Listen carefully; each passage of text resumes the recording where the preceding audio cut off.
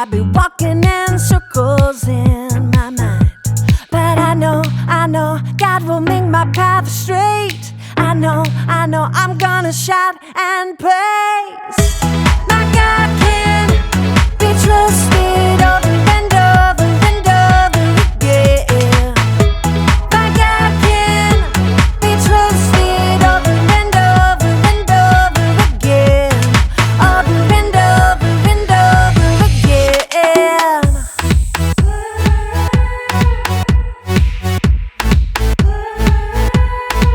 When I am up, when I am down, when life turns me around, should I go left?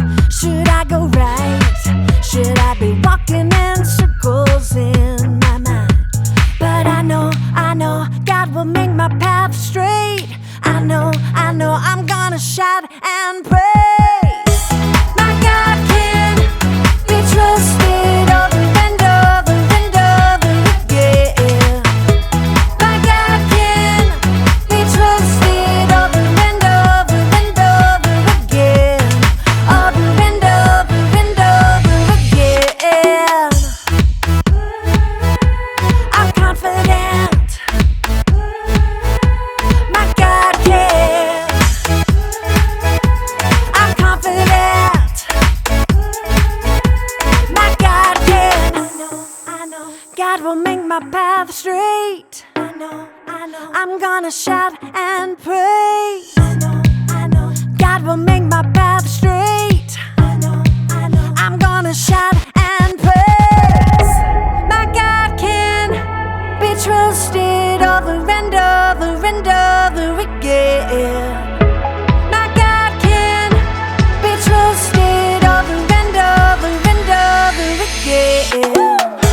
My God can be trusted over and over and over again. My God can be trusted over and over and over again. Yes, He can. Over and over and over again. I'm confident. My God can.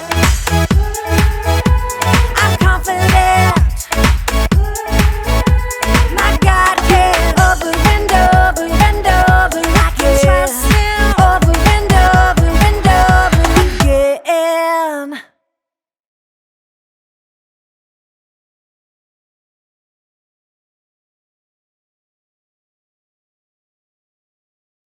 Welcome to another Story Lab. This week, we're talking about trust. Well, we look at the story of a man who had to dig himself out of a pretty big problem. Oh, and we're also going to be doing this.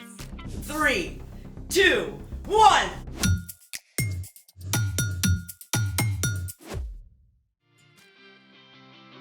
Hey, I'm Skylar. And I'm Sebastian. We're talking about trust, which is putting your confidence in someone you can depend on. Sebastian, do you trust me? Yeah, sure. Why are you asking? I read this thing online that you can fill up a plastic bag with water, stab through it with a sharp pencil, and ta-da! Nothing happens. The bag is leak-proof. Very cool. I mean, assuming you can trust the internet. Kids, you cannot always trust the internet. Great. So do you trust me to try out this amazing experiment? Yep, do your thing. Do you trust me to try it out over your head? No, that's different. Trust, my friend. This better work. Let's make it. Top secure? Top secure. Pencil? Pencil? Who even uses pencils? Pencil? Sharpened? I got an idea. Oh, Sharpened. Take a seat. I feel like my life is flashing right before my eyes. Don't be dramatic. Drum roll, please. 3, 2, 1. You can open your eyes. Oh, wow. That worked. Let's see it. Nothing but graphite.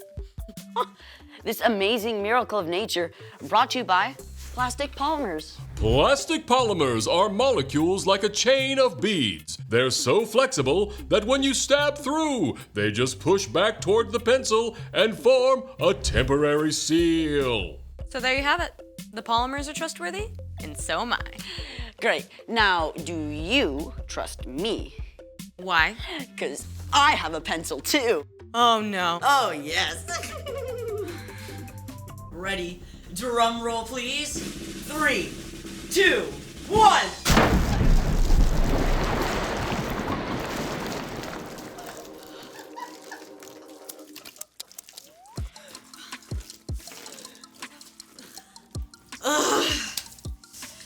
It's time for... The story before the story. Today, we're in the very first book of the Old Testament, Genesis. God made our amazing world, but sin entered the world. People turned away from God and went their own way. But then, God picked one man, a guy named Abraham. And even though Abraham was like 90 years old and had no kids, God told him to look up. And God promised he would have more kids than stars in the sky. Yeah, and the entire world would be blessed through Abraham's family. And Abraham did have a kid, Isaac. Isaac just so happens to be the hero in our story. Hey everyone, I'm Erica. Hey, Erica. In today's story, Isaac was in search of water. Isaac and his family and herdsmen lived out on the plains in the land of the Philistines. And for them, water was life. If they didn't have access to a good, clean well, they couldn't survive. Fortunately, Isaac and his family had some really great wells. They had plenty to drink, and their crops were growing well. Isaac seemed right on track to be living out the promises God gave his father, Abraham. Unfortunately, the Philistines who lived nearby and their king, Abimelech, became jealous of Isaac's success. They shoveled dirt into his wells, and he didn't have water anymore. You have become too powerful. Move away from us. Isaac had plenty of men who could stand against the Philistines and fight. But instead of fighting, he decided to trust God to take care of him. So, Isaac chose to keep his cool. He and his family packed up everything they owned. They moved on and made camp in the valley of Gerar, where Abraham had lived for a time, many years before. All right, man, let's open up those old wells my father dug. Abraham's old wells filled with cool, clear water once again. The happy herds and flocks could drink their fill. Things were great! Until the nearby Philistine herdsmen showed up to challenge Isaac's servants.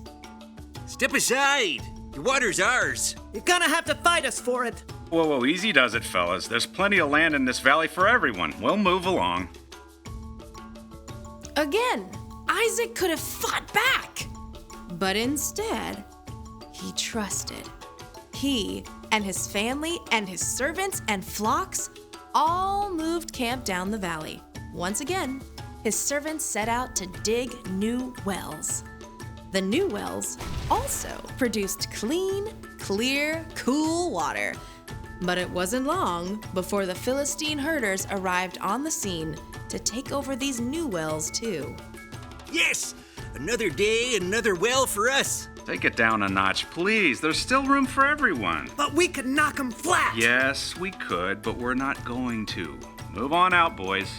A third time, Isaac and his men moved camp, and Isaac's servants dug fresh wells once again.